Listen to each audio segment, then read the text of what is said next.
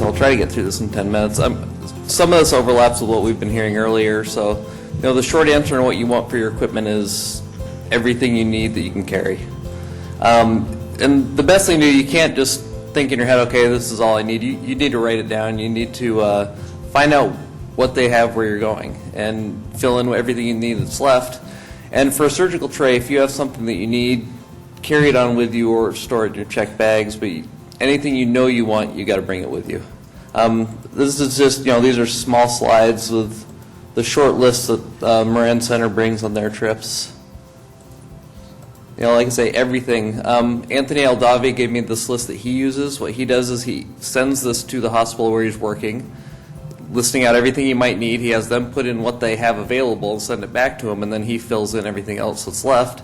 And then if it's something that he feels is critical, he'll put a few extra ones in, just in case what you have there is not up to the quality you think you're going to need.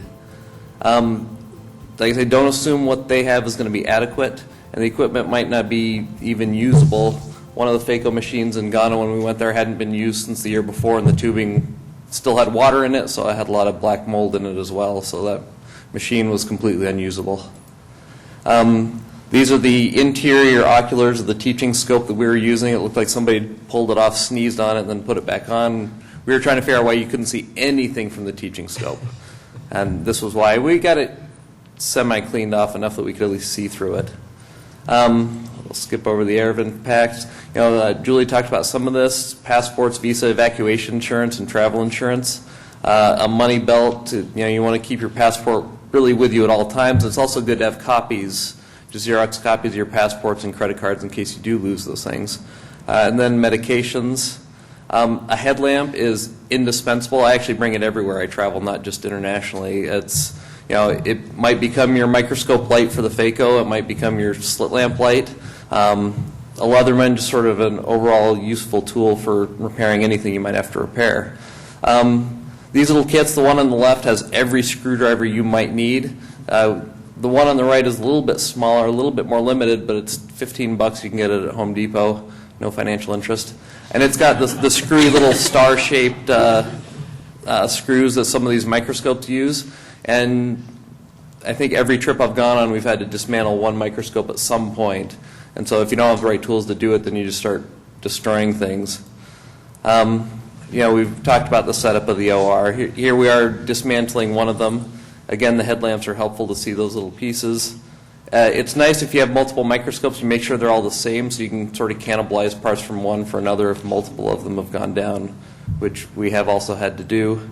Bottle openers, very important, and being able to improvise. This Dr. Bronner's soap I really like. It comes in little bottles, and you can use it for everything. I mean, you could shampoo, brush your teeth, skin, laundry detergent. On their website, they have a list of like 59 things you can use it for. And then insect repellent. We already talked about dengue fever. Ultrathon I like because it's a lotion, so you can cover up every bit of skin that might be showing.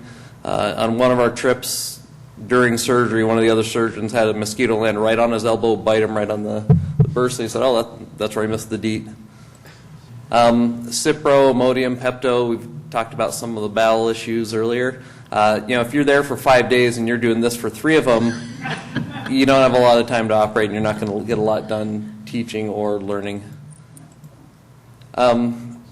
First aid kit, batteries, sunscreen, zip ties to keep everything in line and hook it all together, any power converters you might need, duct tape, crazy glue, and extension cords. And you want the extension cords with the adapters because you don't want to take over your microscopes and then not be able to plug them in anywhere. Getting home, if you're somewhere where you do malaria prophylaxis, you got to keep taking it a week after you get back. This is a device called a Pack-Tite.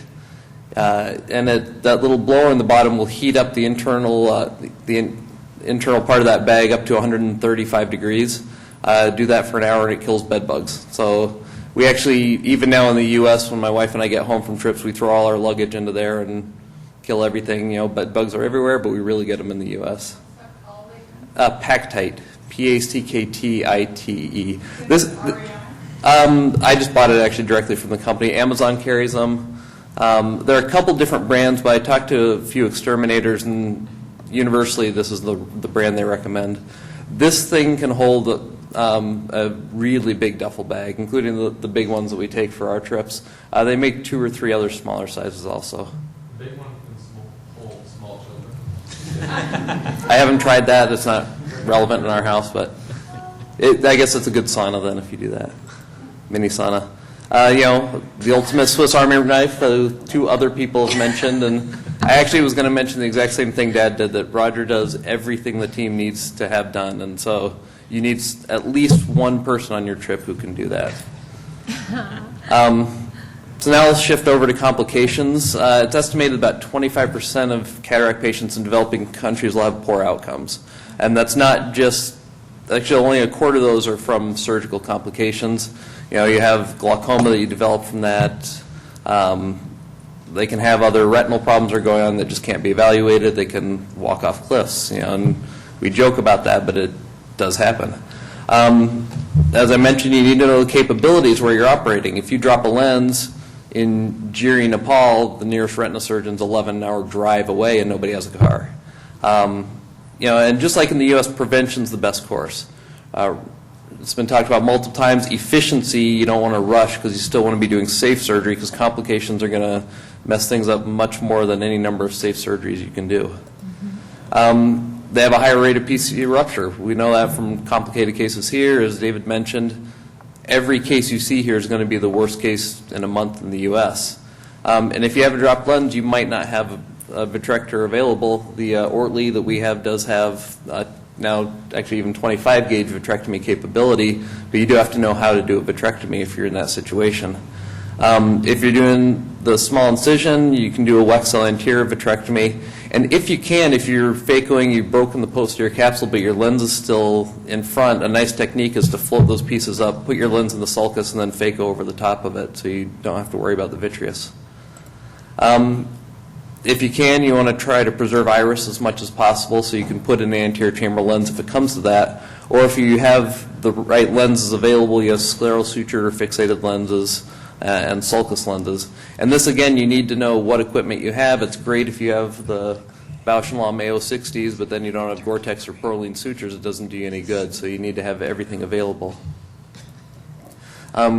Meticulous cortex removal. David just talked about that. In some of these countries, PCO is just as disabling as a cataract if you can't get to a YAG, and some of these patients may be days away, so you want to be very, very thorough with getting all of the cortex out and any small little bits of posterior subcapsular cataracts. Infection prophylaxis, we talked about this a little bit too with the endophthalmitis kits. You also need to know your local flora. Most European studies, American have Staph epi as the most common organism of endophthalmitis. In southern India, it's nocardia. And so what we're typically using isn't going to necessarily help you there. Povidone iodine is the key, just like it has been in every study. And then you have to look at what intracameral antibiotics you could use that will cover what you have to worry about locally. Know your limits. Roger and Jeff and David all mentioned, don't try to take on cases that you're not going to be able to handle. And you have to know that if you have a blinding complication, you might not just limit that person, but you can limit anyone else they know who's going to say, don't go to this camp the next time they come around because they ruin eyes. And then one of my mentors on one of these trips mentioned if you do this stuff, you have to know that you are going to blind some eyes. You operate, you're going to have complications, and just know that you'll help a lot more people than you hurt in the end. And you will have some rough days. And Roger got me through a couple of them. He was the one who said that. So, just in time. Thank you. And thanks again to Lori and Michael and Thank Jeff you. and Jeff.